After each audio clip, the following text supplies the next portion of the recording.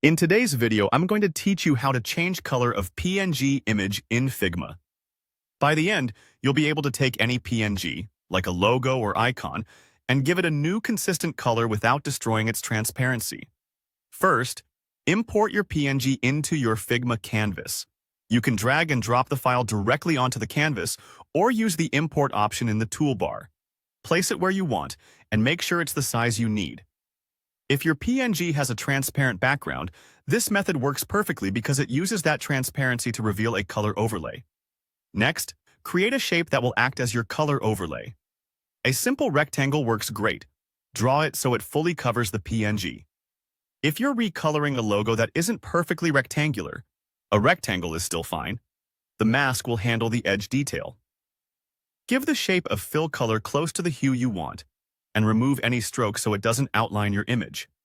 Now position the shape directly on top of your PNG, both visually and in the Layers panel. The overlay must sit above the image so the mask behaves as expected and the color covers the entire artwork. With both layers selected, the PNG and the colored shape, right-click and choose Use as Mask. Figma will wrap them into a masked group. What's happening here is that the mask confines your color overlay to the visible parts of the PNG, so the transparency remains intact. If the result doesn't look right, check the order inside the masked group. Make sure your colored shape is present and the PNG is participating in the mask. A quick rearrange in the Layers panel usually fixes it. Before we go further, if you don't already have Figma, I've placed the official link right at the top of the description so you can open it in your browser or download the desktop app. Now, adjust the color. Select the colored shape layer inside the masked group and change its fill to any hue you want.